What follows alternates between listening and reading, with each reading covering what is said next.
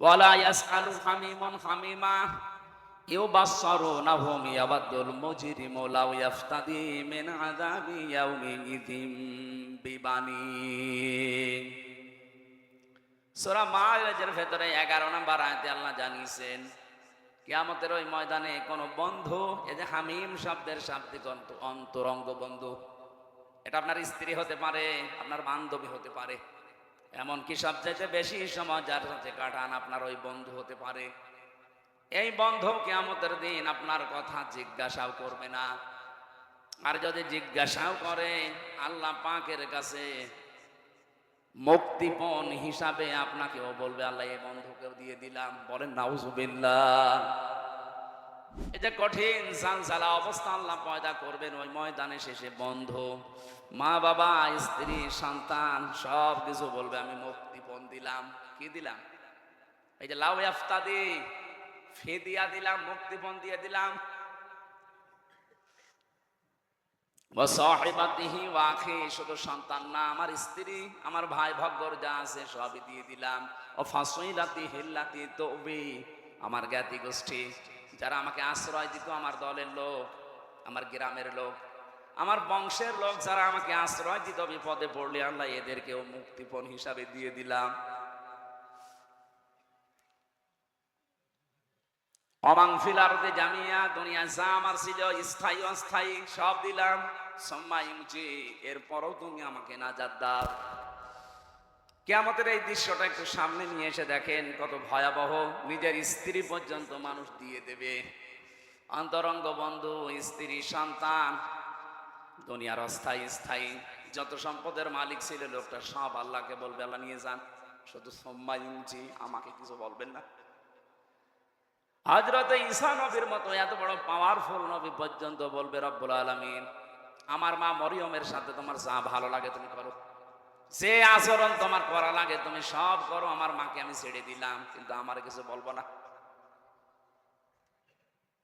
প্রত্যেকটি নবী এই কথা যখন ছড়াচ্ছে, প্রতিটি মানুষ যখন নিজের চিন্তায় আছে, আরে ভাই এই দিন আসবে, কিন্তু দুদিন আগে আর দুদিন পরে, নাকি এদিন নেই? অবশ্যই আসবে। ইন্নাকা জামিউন নাসি লা রাইবা ফীহি ইন্নাল্লাহা লা ইউখলিফুল মিআদ। কোরআনে কারীম জানাচ্ছে অবশ্যই মানুষদেরকে এক জায়গায় জমা করা হবে, এ ব্যাপারে কোনো সন্দেহ নেই। লা রাইবা ফী, কোরআনের খাতিরে আল্লাহ যেমন দিয়েছেন যালিকাল কিতাবু লা রাইবা ফী, কোরআনে কোনো সন্দেহ নেই। কিয়ামতের কথা বলার সঙ্গে সঙ্গে আল্লাহ বলেন লা রাইবা ফী, কোরআনে সন্দেহ নেই, কিয়ামতেও, কিয়ামতে কোনো সন্দেহ নেই। আর আল্লাহ যে ওয়াদা দিলেন কোন দিন আল্লাহর এই ওয়াদা তিনি ভঙ্গ করবেন না। তার মানে এদিন আমাদের সকলের সামনে মাস্ট বি, আসবে। দৃশ্যটা আপনি সামনে নিয়ে এসে বলেন তো চোখ বন্ধ করে, এরকম একটা জায়গায় আছেন যেখানে বউ পালিয়ে যাচ্ছে, যেখানে ছেলে মেয়ে পালিয়ে যাচ্ছে, দলের লোক সব পালাচ্ছে আর পালাবে। এটা দুনিয়ার হিসাবে আপনি একটু দেখেন। এখানে আমরা যারা আছি যত বড় মাপের লোক হই, 200 বছর পরে যদি এই নামুজা গ্রামে এসে বলে 2 তালা বাড়ি আমার, ওর দাঁত মুখ খুলে ফেলবে কি? অথচ ওইগুলো সব আত্মীয় স্বজন, মাত্র 200 বছর পার হয়ে গেছে। যদি আপনার ছবিও থাকে 200 বছর পরে যে এইটা আপনার পরদাদার ছবি ছিল, তাও আপনার নাতির নাতির নাতিরা মানবে না, ও আসলে জমির ভাগ নেবে। এক কথা বলছেন না? আপনি এসে দেখেন তো দুনিয়ায় আল্লাহ পাক বলেন এমন একটা কঠিন মুহূর্তে কেউ কখন যারা প্রশ্ন করছে না, কারো সম্পর্কে জিজ্ঞাসাও করছে না, হঠাৎ করে একটা আওয়াজ আসবে, রব্বি হাবেলি ইয়া উম্মতি। হে আল্লাহ, আমি কিন্তু বলি না যে তুমি আমার মাকে বাঁচাও, বাবাকে বাঁচাও, আমার মেয়ে ফাতেমাকে বাঁচাও, হাসান হোসাইনকে বাঁচাও, না, তিনি বলবে আল্লাহ আমার উম্মতকে বাঁচাও। সবার নজর ওইদিকে যাবে। কে গো কথা বলে এত বড় বিপদে? যার সিগনেচার ছাড়া আপনি জান্নাতের গেটে যেতে পারবেন না, তিনি তাকিয়ে সবাই বলবে কে? আওয়াজ আসবে, আমাকে চিনতে পারো না, আমি তোমাদের এতিম নবী মুহাম্মাদুর রাসূলুল্লাহ। বিশ্ব নবী সুপারিশ করার জন্য সামনে নিয়ে আসবে, এক একজনের হাত ধরে, এইভাবে হাত ধরে নিয়ে আসবে, বলবে আল্লাহ এটার বিচার করেন। বলেন আপনাকে সামনে নিয়ে গেল রুবেল সাহেব, আপনি যে জীবন তৈরি করেছেন, নবীজি যদি আপনার ডান হাত ধরে আল্লাহর সামনে দাঁড় করিয়ে বলে আল্লাহ নিন, এর যে 50 বছরের জীবন দিয়ে দিলাম, কি করেছে জিজ্ঞাসা করেন। এটা ফালতু কথা না, কোরআনের হাদিস এইভাবে এসেছে। নবীজি নিজে আপনাকে নিয়ে দাঁড় করিয়ে দেবে, এই রুবেল বল তোর 50 বছর কি করে কাটালি। মা তাজালু কদামা বানি আদামা আব্দি ইয়াউমাল কিয়ামাতি হাত্তা ইসআলা আন খামসিন আন উমরিহি ফিমা আফনা। একটা জীবন দিয়েছিলাম 70 বছর 80 বছরের, সত্যি করে বত কি করে কাটালি। বগুড়াবাসী আপনারা শিক্ষিত মানুষ, রংপুরের মতো মফিজ না আপনারা, রাজশাহী বিভাগের মানুষ, জ্ঞানী মানুষ। বাংলাদেশে যত বিভাগ আছে সব চাইতে বেশি বিচক্ষণ জ্ঞানী মানুষ রাজশাহী বিভাগে বাস করে। আপনি নিজে এবার বলে তো আল্লাহু আকবার না বলে নিজে বলেন, যা করেছেন এই 50 বছরে আপনি দাঁড়িয়ে আল্লাহর সামনে, বিচারকের সামনে হয়তো উল্টা পাল্টা কথা বলে এদিকে ওদিকে করা যায়, এমন বিচারক আপনার চোখের পলক বোঝে, কোন নিয়তে চোখের পলক মেরেছিলেন এইটাও তার কাছে ধরা পড়ে যায়। কথা বলে ঠিক কিনা? এরকম একজন বিচারপতির সামনে দাঁড়িয়ে নিজের জীবনের হিসাব দেওয়া লাগবে, তাও 2 দিন 5 দিন 10 দিন না, পুরো 50 বছরের। মাঝে মাঝে আমার মনে হয় আল্লাহ, আমার 33 বছরের জীবনে যদি তোমার সামনে দাঁড়িয়ে বলো হামজাজা 2024 সালের অক্টোবর মাসের 31 তারিখ পর্যন্ত তোরে মাফ করে দিলাম, শুধু নভেম্বর মাসের 1 থেকে 17, এই 17 দিনের হিসাব দিয়ে তুই জান্নাতে চলে যা, আমার যা কাজ কারবার, আমার যা আমল আখলাক, আমার এই 17 দিনের হিসাব দেওয়া সম্ভব না। আপনারা পারবেন? হ্যাঁ, আল্লাহু আকবার যে বললেন, না জ্ঞানী মানুষ আপনারা, হিসাব বোঝে। বিশ্বনবী মুহাম্মদুর রাসূলুল্লাহ নিষ্পাপ ছিলেন, তার আগে পেছনের সব কিছু আল্লাহ মাফ করে দিয়েছিলেন। এরপরও নবীজি প্রতিদিন বলতেন 100 বার করে আল্লাহুম্মা হাসিবনি হিসাবাই ইয়াসিরা, আল্লাহ তুমি আর যাই করো আমার হিসাবটা একটু সহজ করে দিও। সত্যি আল্লাহ যদি কাউকে হিসাব নেয়, পুরা জীবনের নেওয়া লাগবে না, একদিনের হিসাবও আপনি সঠিকভাবে দিতে পারবেন না। হ্যাঁ, আল্লাহ যদি কাউকে মাফ করতে চায়, সবার সামনে এভাবে বিচার করবে না, পর্দা নিয়ে নেবে, রুবেলকে ডাক দিয়ে পর্দা দিয়ে ঘিরে নেবে, আল্লাহ নিজের সামনে দাঁড় করিয়ে বলবে ওই এগুলো করেছিলি। ওর তো জবাব দেওয়া ছাড়া উপায় নেই, কারণ আগে পরের সব কথা আমার আল্লাহ আগে জানেন। মাথা নিচু করে যখন বলবে হ্যাঁ আমার ভুল হয়ে গেছে, আমি হাদিসে পড়েছি আল্লাহ পাক বলেন ওই সময় যেই বলবে আমার ভুল হয়ে গেছে, আমার বিশাল রহমতের দরিজার ভেতরে জোশ পয়দা হবে, ওর চোখের দিকে কাকুতির মিনতির দিকে তাকিয়ে বলবো যা তোরে মাফ করে দিল। আলোচনা এইটা আমাদের সবার জীবন করে দেন, বলেন আমিন। খলিফাতুল মুসলিমিন হযরত ওমর, তিনি ইন্তেকালের 12 বছর পর তার সন্তান আব্দুল্লাহর সাথে একবার স্বপ্নে দেখা হয়েছিল। তিনি দেখলেন সুন্দর পোশাক পরে সাদা, নদী থেকে আসতেছে, ডাক দিয়ে বললেন বাবা কোথায় ছিলেন এতদিন, কতদিন দেখিনি। হযরত ওমর বলে সন্তান আজ 12টা বছর দুনিয়ার জীবন আমি ছেড়ে দিয়েছি, আল্লাহ পাকের সামনে দাঁড়িয়ে আমার জীবনের হিসাব দিচ্ছিলাম।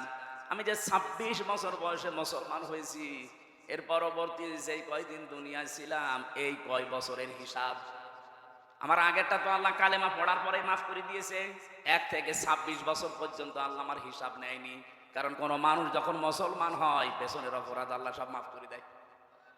সবগুলো মাফ ছিল আমার, শুধু 26 থেকে যেই কয় বছর হয় এই কয়টা বছরের জন্য 12টা বছর আল্লাহ হিসাব নিচ্ছিলেন। শেষ পর্যন্ত আমার দিকে তাকিয়ে বলছে যা করে মাফ করে দিলাম। এখন এই যে জান্নাতের নহর থেকে গোসল করে এই যে সাদা পোশাক, এটা জান্নাতের পোশাক, এটা পরে আমি জান্নাতের দিকে যাচ্ছি। ও বগুড়াবাসী, যারে আল্লাহ জান্নাতের সার্টিফিকেট দুনিয়ায় পাঠিয়েছিলেন হযরত ওমরের, যিনি নবীজির পাশে কিয়ামত পর্যন্ত থাকবেন, তার 2 জন শ্বশুর আসে পাশাপাশি, আবু বকর ওমর। এই যে আকাশের তারকা দেখতে পান রাতের বেলা, হয়তো 1-2 করে একদিন গণনা করলে শেষ হয়ে যেতে পারে। হযরত ওমর মুসলমান হওয়ার পরে জীবনে যত নেকির কাজ করেছিলেন, কেউ যদি ওমরের নেকি গণনা করে কোনোদিন শেষ হবে না। এত বড় পাওয়ারফুল মানুষ, এ মানুষের যদি 12 বছর লাগে তারপর আল্লাহ মাফ করে দিয়েছে। আমাদের কয় বছর লাগতে পারে? এই জন্য হিসাব এটা কঠিন বিষয়। বিশ্ব নবী মুহাম্মদুর রাসূলুল্লাহ হঠাৎ আওয়াজ দিয়ে যখন উম্মতকে হাতে করে নিয়ে যাবেন, আল্লাহ পাক মাফ করতে চাইলে তো ঢেকে নেবেন, যদি অপমান করতে চান তখন সবার সামনে দাঁড় করিয়ে ওর জীবনের যে অপরাধ ওইটা চেহারার ভেতরে ফুটিয়ে তুলবেন। ইউরাফুল মুজরিমুনা বিসিমাহুম ফায়ুখাযু বিন নাওয়াসি ওয়াল আকদাম। দুনিয়ার বিচারকদের আর আল্লাহর বিচার আকাশ পাতাল পার্থক্য। এরা সাক্ষী ছাড়া বিচারের রায় দিতে পারে না। আর আল্লাহ পাক বলেন যত সাক্ষী দরকার সব তোর চেহারার ভেতরে ফুটিয়ে তুলবো। কেউ যদি জেনা করে, জেনাকারের এই জায়গায় লেখা থাকবে জেনা এদেশে নেই। কি আছে? আমরা তো দেখতে পাই না। এটা যেহেতু গ্রাম অঞ্চল, এই নামুজা এলাকা, বহু মানুষ আছে যে 1 বিঘা জমি নেয় 50-60 হাজার করে টাকা দেয়। যতদিন জমি করে খাবে ততদিন উনি টাকা ফেরত দেবে না। এটা কি নাম? কি এগ্রিমেন্ট, বন্ধকি যাই বলেন, এটা শুরু হচ্ছে। এটা মায়ের সাথে জেনা করার গুনাহ হচ্ছে। সত্যি কি এলাকায় আছে? না ভাই, এটা আপনি না খেয়ে থাকেন, মরে যান, কিন্তু এই মায়ের সাথে জেনা করা যাবে না। আপনার কি বিশ্বাস হচ্ছে না? হাদিস। আপনি যদি এই গোনা থেকে বেঁচে থাকতে চান, 2টা পদ্ধতি আজকে থেকে মানবেন। 1 নম্বরে, যতদিন ওই জমি করে খাবেন ততদিন সরকারের যে টাকা দেওয়া লাগে বছরে বছরে, কয় টাকা? ওই 60-70 টাকা দেওয়া লাগে 1 বিঘা জমি। ওই টাকা আপনি দিয়ে দিবেন। যতদিন 5 বছর 10 বছর করে খান, ওই টাকা আপনাকে দেওয়া লাগে। কথা বুঝতেছে? এটা ক্লাস চলছে, আমি বোঝাচ্ছি, বুঝতেছে? যতদিন করে খাবেন ওই জমি টাকা দেওয়া লাগবে আপনাকে। আপনি চাষ করেন, আপনাকে দেওয়া লাগবে। 2 নম্বরে, এটা আর আপনার না, এটা ওই যে জমি আলাদা। যখন টাকা ফেরত নেবে 2 বছর 5 বছর 10 বছর পরে, তখন 8-10 হাজার টাকা কম নেওয়া লাগবে। আমি জানি এটা মানুষ করবে, কারণ এটা করলে লস। এটা জাতে মাতাল হলো তাহলে ঠিক আছে, এইটা করা যায় এলাকায়, এইটা একটু করে নেন। এই 2টা 5 বছর জমি করে খাবেন, 8-10 হাজার টাকা কম নেবেন। 70 হাজার টাকা নিয়েছিলেন, 60-62 হাজার টাকা নেবেন। পারবেন না? আরে ভাই, আপনার মার সাথে কেউ যদি বলেন এখন জেনা করেন, করবে? অথচ আপনি করে আসছেন। এত থুতু ফেলা দরকার না, নিকৃষ্ট কাজ। এমনকি অনেকে এলাকায়, আমি জানি না বগুড়া শুরু হয়েছে কিনা, এই টাকা ছেড়ে রাখে 1000 করে, প্রতি মাসে মাসে 100 টাকা করে বেশি নেয়। এই কাজে যারা আছেন তারাও জেনা করছেন। এই কাজটা আজকেই ছেড়ে দেওয়া লাগবে। কারা কারা ছেড়ে দেবেন হাত তুলে? এই এলাকায় আছে? আমি তো মনে করছিলাম নেই। যারা হাত তুললেন অধিকাংশ দাড়িওয়ালা টুপিওয়ালা মানুষ। কিসের নামাজ পড়েন আপনি বলেন তো? বলেন, আপনি কি ভণ্ডামি করেন আল্লাহর সাথে? ইয়ার কি জায়গা পান না? এই লোকটা দাড়ি নেই, তাও তো হাত তোলে না। আর আমরা কোথায় পৌঁছিয়েছি? না, এই কয় গোনা বাদ দেওয়া লাগবে। আমি ঠাট্টা করার জন্য, ইয়ারকি মারার জন্য বলছি না। যারা এরকম অপরাধে আছেন, সে যেই হোক, আজকে এখান থেকে তাওবা করে বাড়ি যাবেন না। আমি 1000 টাকা দিয়েছি ওরে বিপদের জন্য, আমি 1100 টাকা আমি নেব না। এটা পারা যাবে নাকি এই মাহফিল পর্যন্ত শেষ? আলহামদুলিল্লাহ, এই মাহফিল যদি সাকসেস হয় তবে এই গোনাটা ছাড়ার কারণে হবে। আমি বলছিলাম মুহাম্মদুর রাসূলুল্লাহর সিগনেচার ছাড়া, তার সুপারিশ ছাড়া কেউ জান্নাতে যেতে পারছে না, পারবে না। তিনি যখন একটা একটা করে উম্মতকে নিয়ে শেষ পর্যন্ত বলবে, আল্লাহ এটা আমার উম্মত। আমি ছিলাম না ওই জামানায়, আমাকে না দেখে আমার কথাগুলো শুধু শুনে শুনে বিশ্বাস করে মানুষগুলো দুনিয়ার জীবন চালিয়েছে। দয়া করে মালিক তুমি একে মাফ করে দাও। নবীজি যেন ওই সময় আমি হামজা এবং আমাদের জন্য একটু সুপারিশ করেন, বলেন আমিন। কোরআনে কারীমের 6666টি আয়াতের মাত্র একটা আয়াতের 4 ভাগের 1 ভাগ পড়েছি। সূরা আলে ইমরানের 200টা আয়াত আছে, মাত্র একটা আয়াত 14 নাম্বার, তার ভেতরে 2টা শব্দ পড়েছি। এতটুকু বিষয়ের উপর আমরা তাফসীর আকারে কথা বলবো ইনশাআল্লাহ। আজকে রাতে আছে নাকি? রাতেও আছে। মাগরিবের পরে হয়তো আলোচক আসবে, আমরা মাগরিবের আযান পর্যন্ত করে এখানে নামাজ পড়ে তারপর বিদায়। জবান খুলে শয়তানের আশপাশে যেন আর জায়গা না হয়, বলেন আউযু বিল্লাহি মিনাশ শাইতান। যুয়িনা নাসি হুব্বুশ শাহাওয়াতি মিনান নিসাই ওয়াল বানিন। আল্লাহ পাক বলেন, আমি আকর্ষণীয় করিয়ে দিয়েছি, সুশোভিত করে দিয়েছি, লোভনীয় করে দিয়েছি দুনিয়ার ভেতরে 7টা জিনিসকে। এটা মানুষ যারা, তাদের সবার প্রতি, তাম দুনিয়ার জন্য আল্লাহ এই আয়াতটা দিয়েছে। সবার কাছে আকর্ষণীয় লোভনীয় বস্তু এই 7টা। 1 নম্বরে হুব্বুশ শাহাওয়াতি মিনান নিসা। প্রথম নম্বরে তোমাদের কাছে লোভনীয় আকর্ষণীয় করেছি আমি নেশা, মেয়ে লোককে। কাকে? আরো জোরে বলেন।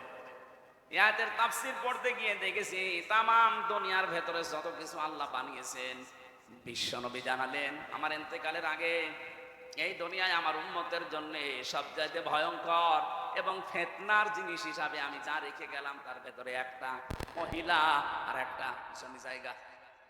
আপনি দেখেন আদালতের দিকে অধিকাংশ মামলা হয় জমি জায়গা নাই মহিলা সংক্রান্ত। কথা বলেন না কেন? যেহেতু এটা লোভনীয়, এজন্য এখানে একটা পরীক্ষা। এই পরীক্ষায় যদি উত্তীর্ণ হতে চান 2টা ঔষধ আজকে থেকে অ্যাপ্লাই করবেন।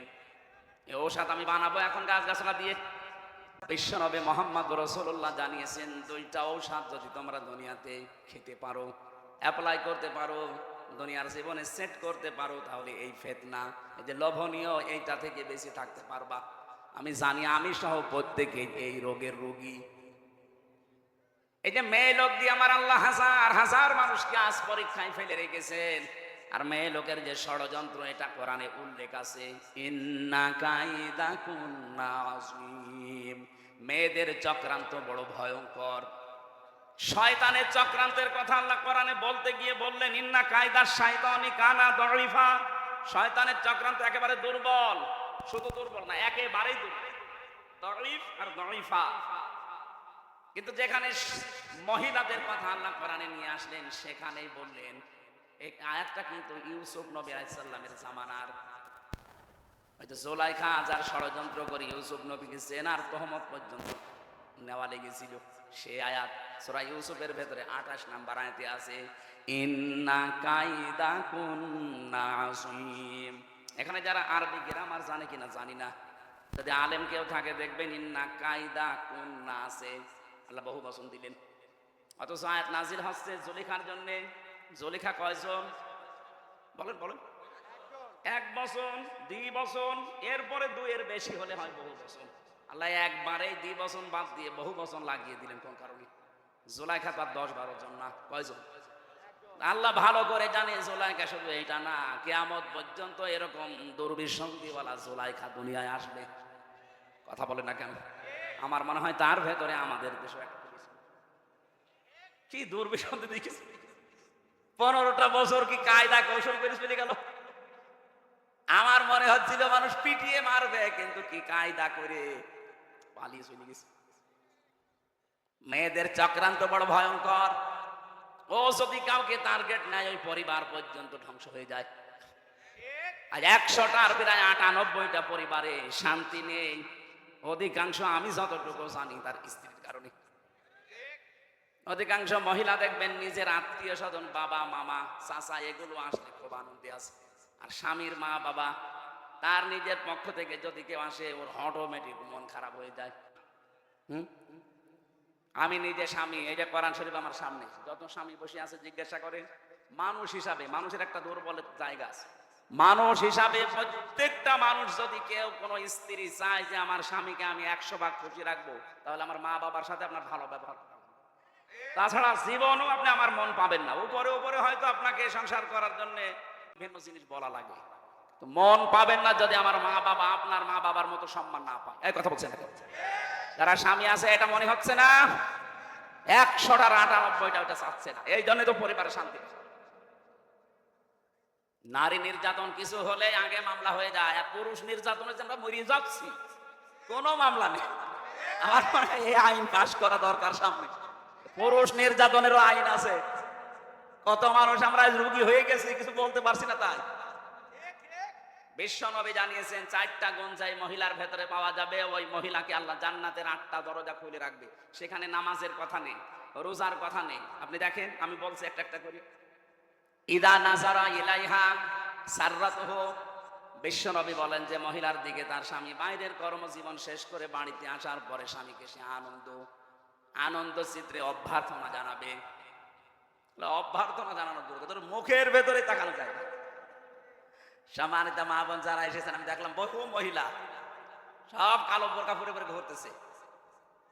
শুধু নামাজ পড়া আর রোজা করা, কালো বোরকা পরে ঘুরলে আপনি মনে করছেন আপনি জান্নাতি, কখনো না।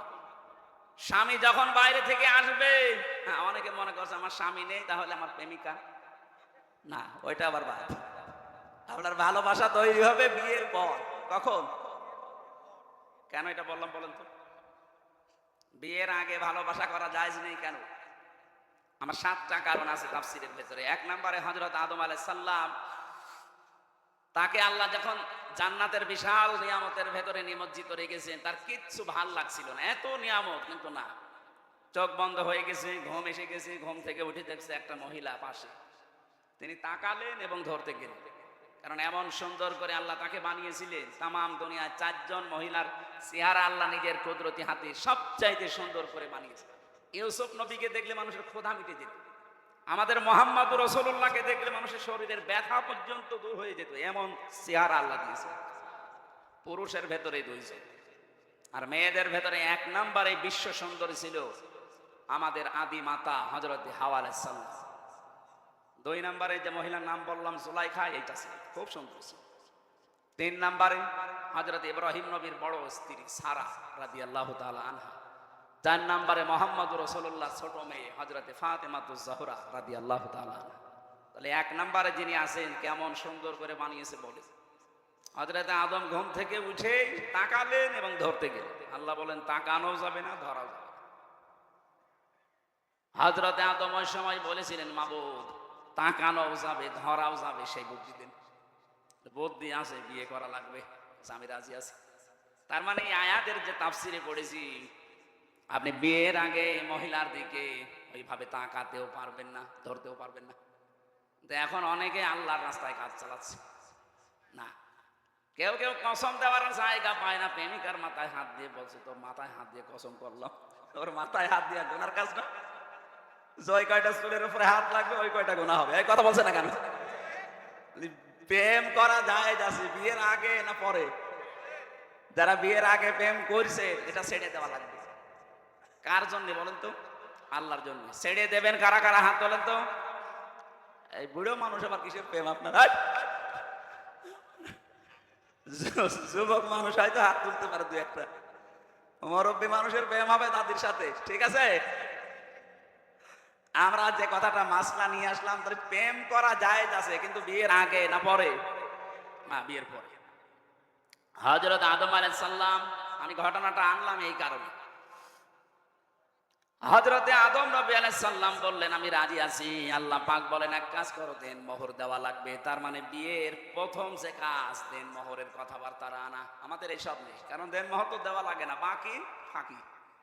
যারা এই নিয়তে বিয়ে করেছেন যে 10 লাখ বানাবো, অসুবিধা নেই, ও দেওয়া তো লাগবে না, বাসরাতে মাফ চেয়ে নেবো, আপনি জেনাকার হয়ে উঠবেন কিয়ামতে।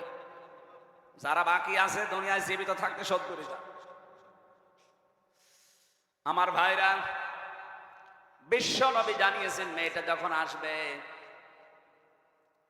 যখন এই আসবে বাড়িতে আপনার স্বামী, সঙ্গে সঙ্গে আপনি স্বামীকে খুশি করার জন্য যেভাবে হোক ব্যবহার আচার দিয়ে, কথাবার্তা দিয়ে অদরকারে সাজসজ করে রাখবেন।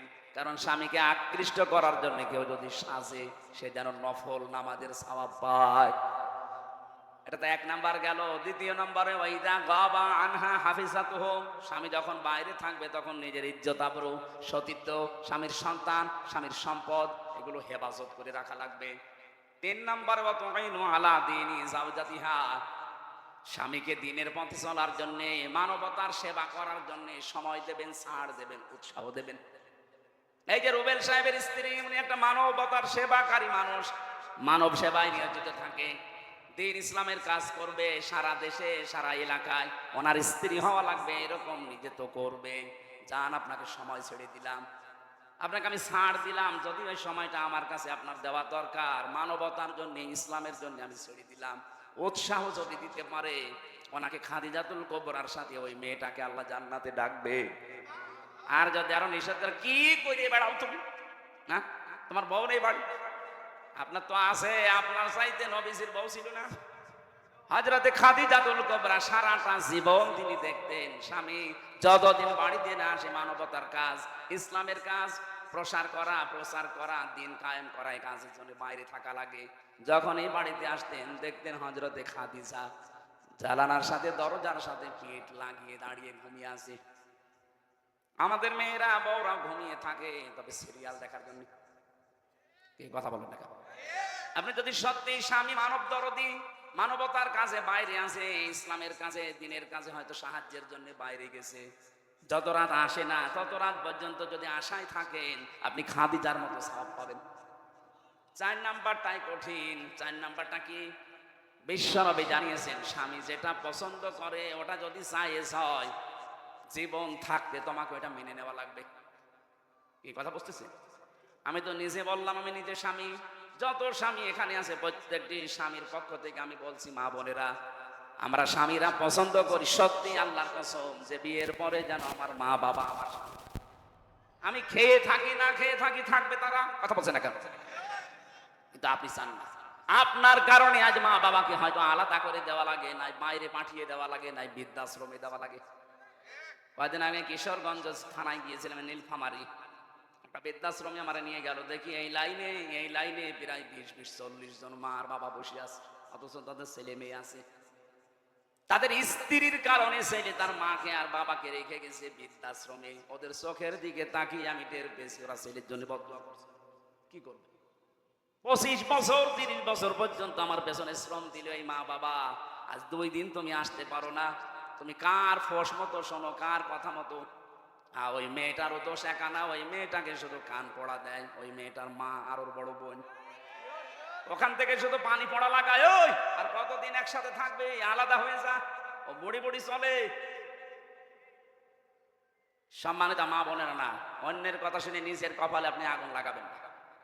আমি হাদিস তো বানালাম না, এই হাদিস আমি বানালাম। এজন্য নেককার মহিলা যদি হতে জানে 4টা গুণ মাস্ট বি অর্জন করাই লাগবে আপনাকে, নয়তো খাদিজার সাথে আপনাকে জান্নাত ডাকবে না। যদি 4টা গুণ অর্জন করতে পারেন। আরে নামাজের ওয়াজ আমি কেন করব? নামাজ, মুসলমান নামাজ পড়ে না, ও কি মুসলমান থাকে? মাস্ট বি আপনাকে ওই যে 3 দিন 7 দিন 10 দিন বাদ দিয়ে বাকি মাস আপনাকে নামাজ পড়াই লাগবে। আপনি মুসলমান দাবি করছেন, নামাজ পড়েন না, তাই আপনাকে ওয়াজ করা লাগবে কোন কারণে? মুসলমানের কাছে যদি নামাজের ওয়াজ করা লাগে, রোজার ওয়াজ করা লাগে, তা আমি এই ওয়াজ আর বাইরে কোন জায়গায় করব? এই জন্য আমি নামাজের কথা মুসলমানকে বলি না। কোন কারণে আমি বলবো? আপনি যা, আমিও তা। আমি নামাজ পড়বো, আমার কষ্ট হচ্ছে, আপনি মুসলমান নামাজ পড়েন না, কিসের মুসলমান আপনি? কেউ যদি ফরজ নামাজ ছেড়ে দেয়, আল্লাহ বলেন ওর দায়িত্ব আমি ছেড়ে দিই, যা। শেখ হাসিনা যদি এই দেশে কাউকে বলতো, যাই বেটা তোর কিসের ভয়, তুই তো আমার চোখের সামনে আছিস, অথচ আছে উনি ঢাকায়। এ বগুড়া জেলার আওয়ামী লীগের যিনি সভাপতি ছিলেন মরহুম মমতাজ উদ্দিন, লোকটা মারা গেছে না? এই লোকটাকে যদি বলতো, মমতাজ চাচা আপনার কোনো ভয় নেই, আপনি তো আমার চোখের সামনে। বগুড়ায় হয়তো বিএনপি জামাতের লোক বেশি থাক, আওয়ামী লীগ নেই, তাতে কি? আমরা ক্ষমতায় আছি, আপনি আমার চোখের সামনে। ও কি চোখের সামনে ছিল? বলেন। এই 220 কিলো দূরে এসে বসে আছে, অথচ বলছে আমি চোখের সামনে। এই ঠেলাইয়ের যে ভাব, এত দূর থেকে একটা প্রধানমন্ত্রী যদি বলতো আমার চোখের সামনে চাচা আপনার ভয় নেই, তাই যদি সব ভয় উড়ে যায়। আল্লাহ বলেন যে লোকটা নামাজ পড়ে সে আমার আন্ডারে থাকে, যে নামাজ পড়ে না আমি বলি তুই আমার বাইরে চলে যা। বলেন আপনি কার আন্ডারে আছেন? আপনি আল্লাহর আন্ডারে না থাকতে পারলে আপনাকে নিরাপত্তা কেউ দিতে পারবে না। এই জন্য ফরজ নামাজের জন্য ওয়াজ করা, এটা আমার কাছে কেমন মনে হয়। আপনি ফরজ নামাজ মাস্ট বি যেখানে থাকে, অন্তত সুন্নত নফল যদি নাও পড়তে পারেন, ফরজ 2 রাকাত পড়ে নেবেন।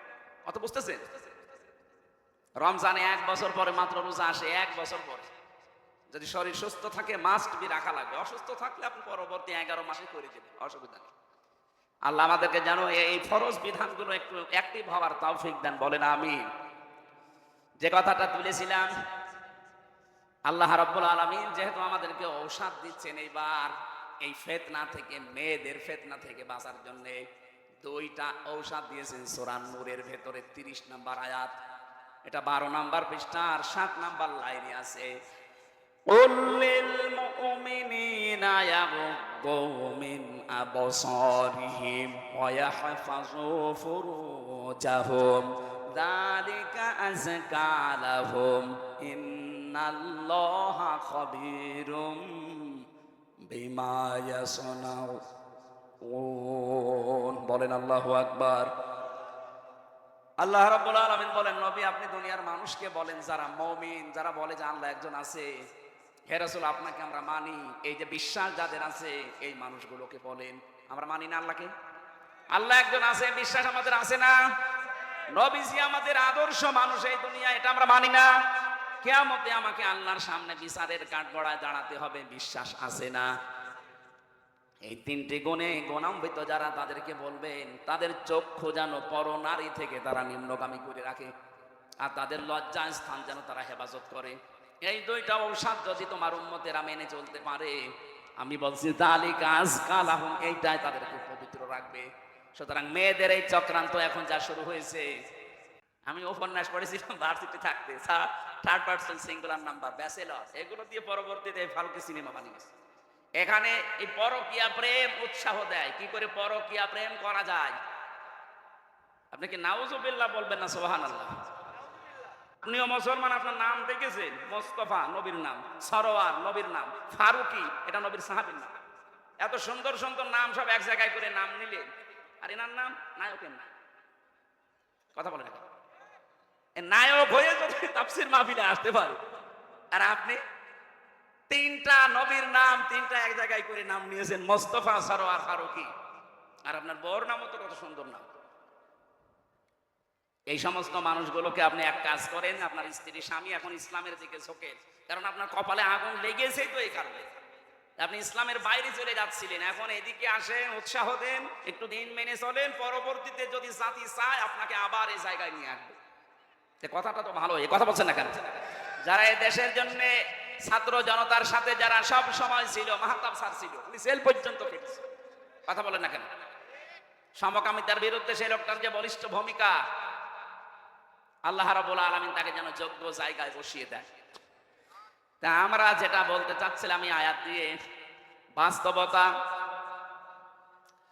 মেয়েদেরকে বলছি, এরা যেহেতু পরীক্ষার বস্তু আজ আমাদের কাছে, হ্যাঁ কষ্ট হবে আমাদের তাদের থেকে চোখ ফিরিয়ে রাখতে, কারণ যেহেতু লোভনীয়, আকর্ষণীয়। কে বলছেন?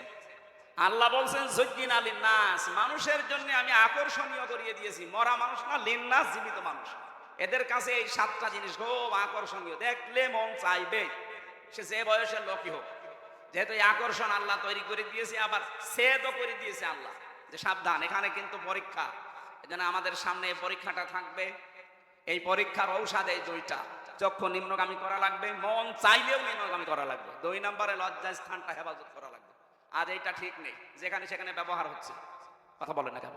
আমি নিজে নামতে পারলাম না, তাই কত জায়গায় আমি ব্যবহার করছেন। এই দুইটা ঔষধ যদি ঠিক মতো সর্বোচ্চ 15 দিন আপনি একেবারে কন্ট্রোল হয়ে থাকেন, একটা অজানা সুখ, এটার বাংলা নাম অনির্বচন সুখ, আপনাকে আল্লাহ দান করবে। এটা বাচ্চারা যখন ছোট ছোট, ওই যে পাখির বাচ্চা, মুরগির বাচ্চা যখন মায়ের পাখার নিচে আসে, মা পাখাটা এভাবে শার্ট করার পরে ডাউন করে দেয়, দেখেছেন না? এভাবে একেবারে সোজা করে দেয়, প্রথমে সোজা করার পরে ডাউন করে, ওর নিচে বাচ্চারা যায়, একটা আওয়াজ দেয় কিচির মিচির, এটাকে বাংলায় বলে অনির্বচন সুখ। আপনি আজকে থেকে এই মহিলা দেখলে যেগুলো দেখা যায় নেই, শুধুমাত্র সামনাসামনি না, মোবাইলে, কম্পিউটারে, টিভির পর্দায়, যাদের যেটা দেখলে নিজে নিজে আনন্দ লাগে আর অন্য কেউ দেখলে লজ্জা পান, এটা এখনই ডিলিট করে দিন, দেন এখনই ডিলিট করে দিন। এরকম ভিডিও যদি থাকে যে নিজে দেখলে খুব ভালো লাগছে, অন্য কেউ দেখলে আপনি লজ্জা পান, এটা কবিরা গুনাহ। এই মুহূর্তেই ডিলিট করে এই আমল শুরু করা লাগবে। পারবেন না? কারা কারা ডিলিট করবেন হাত তোলেন তো, তোলেন হাত। কয়েকজন শুধু উল্টাপাল্টা জিনিস দেখে, আর বাকিগুলো আলহামদুলিল্লাহ ভালো আছে, ঠিক আছে, আপনারা ডিলিট করে দিবেন। যারা হাত তুলেছিলেন অন্তত ডিলিট করে বাড়ি যাবেন। 2 নম্বরে লজ্জা স্থানটা হেফাজত করে রাখবেন, নিজের জায়েজ স্ত্রী ছাড়া, আর স্ত্রী নিজের জায়েজ স্বামী ছাড়া অন্য কোনো জায়গায় যেন ব্যবহার না হয়। আজ হাজারো স্ত্রী স্বামী শুধু বাড়ি থেকে বাইরে চলে যায়, ওরা আমল হচ্ছে আল্লাহ রাস্তা দিন পায়, কথা বলছেন না? আল্লাহ মেয়েদের থেকে এই পরীক্ষায় আমাদের উত্তীর্ণ হওয়ার তৌফিক দিন। 2 নম্বর বানিন সন্তান, এটার প্রতি আকর্ষণ।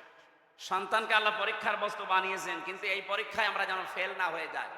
আমি রিমান্ডে একটা হিন্দু অফিসারের একটা শিক্ষা পেয়েছিলাম। আমার মনে হয় 2 মিনিট আছে আজানের, এখন আর বলা ঠিক হচ্ছে না। আগামীতে রাতের বেলা আমারে নিয়ে আসবেন, দিনের বেলায় মাহফিল আমার মানে সাঁটে না, আমারও ভালো লাগে না, জোর করে আপনারা নিয়ে আসেন। আর 3 বছর ভাই তো জানে জেলখানায় যে খাবার দেয়, বেঁচে থাকায় দুষ্কার। আর আমরা ছিলাম তো আরো কঠিন জায়গায়। আমারে আর অপু ভাই রে, তারেক জিয়া সাহেবের পিএস রে এত কষ্ট দিয়েছে শয়তানরা। এক জায়গায় রেখে দিয়েছিল 24 ঘন্টা, ওই যে সিসি ক্যামেরা, কেউ যেন কথাও না বলে, ওই উপর থেকে দেখতে। কারণ ওনার সাথে লাইন আছে তারেক জিয়ার, আর আমার সাথে আলেমদের। মনে করতো এ খারাপ কাজ করবে, বাইরে এর যোগাযোগ করবে। সবচাইতে বেশি আটক করে রেখেছিল গিয়াসউদ্দিন মামুন ভাইকে, এর উপর আরো অত্যাচার করেছে। আল্লাহ আমাদেরকে যেন এই আয়াতটা এখন আজকে শেষ করতে না পারার কারণে আমি দুঃখ প্রকাশ করছি। আগামীতে আসলে কথা বলবো ইনশাআল্লাহ। লা ইলাহা ইল্লা আনতা সুবহানাকা ইন্নী কুনতু মিনাজ জালিমিন রাব্বিরহামহুমা কামা রাব্বায়ানি সাগীরা। আল্লাহ তাআলা কোরআনে কারীম থেকে কথা বলতে গিয়ে দেখলাম চাতক পাখির মতো শুনছে। আমি যদি এখনো 1 ঘন্টা চালাতাম কোনো মানুষ চলে যেত না। কোরআন শোনার জন্য এই বগুড়ার মানুষগুলো এত পাগল, এদেরকে তুমি ওমরের মতো মাফ করে দাও। আজকের আলোচনার সবগুলো তুমি নবীজির রওজায় পৌঁছিয়ে দাও। যত মানুষ কবরে আছে আল্লাহ তুমি মেহেরবানি করে তাদের ক্ষমা করো। 2024 সালে যারা শহীদ হয়ে গেল মানবতার জন্য, এই দেশের জন্য, আল্লাহ তাআলা শহীদ আবু সাঈদ সহ যত মানুষ, যত ভাই বোনেরা জীবন দিয়েছে তাদেরকে তুমি শাহাদতের মর্যাদা দাও। যারা অসুস্থ হয়ে পড়ে আছে হাসপাতালে শেফায়ে কামিলা আজলা নসিব করো। এবার বড়া আসলেই মনে পড়ে শহীদ জিয়াউর রহমানের কথা। আল্লাহ তুমি তাকে শহীদ হিসাবে কবুল করে নাও। তাকে তো অন্যায় ভাবে মেরে ফেলা হয়েছে। তোমার নবী জানিয়েছে কাউকে যদি অন্যায় ভাবে হত্যা করা হয় তাকে শহীদের মর্যাদা দেওয়া হয়। আল্লাহ তাকে শাহাদতের মর্যাদা দিয়ে দাও। তার ছোট সন্তানটাও দুনিয়ায় নেই, তাকেও তুমি মাফ করে দাও। যত মানুষ এই দেশ থেকে বিদায় নিয়েছে ইসলামের জন্য, দ্বীনের জন্য, রব্বুল আলামিন শহীদ মতিয়ার রহমান নিজামের কথা মনে পড়ে। তার সঙ্গে সাথে যত মানুষ কোরআনের জন্য, ইসলামের জন্য, ঈমানের উপরে টিকে থাকতে গিয়ে জীবনটা দিয়ে গেল, তাদেরকেও তুমি শাহাদত মঞ্জুর করো। মা বোনদেরকে তুমি পর্দায় থাকার তৌফিক দাও। আগামীতে এই অনুষ্ঠানটা কোরআনের প্রচারের জন্য আরো বিশাল আকারে কবুল করো। এলাকায় যত মানুষ মাটির নিচে আছে এই কোরআনের ইজ্জতে জান্নাতুল ফেরদাউস বানিয়ে দাও। জালেমের এই জেলখানায় 3টা বছরে আমার শরীরটা অসুস্থ হয়ে গেছে, আল্লাহ তুমি আগের অবস্থায়, স্বাভাবিক অবস্থায় আবার ফিরিয়ে দাও। মাওলানা আব্দুল বারী রশিদি ভাইয়ের আমন্ত্রণে এসেছি, আল্লাহ তুমি তাকে কবুল করো। বারাকাল্লাহু লানা ওয়া লাকুম ফিল কোরআনিল আযীম। যখন এই মরণ আসবে যেন পড়ি লা ইলাহা ইল্লাল্লাহু মুহাম্মাদুর রাসূলুল্লাহ।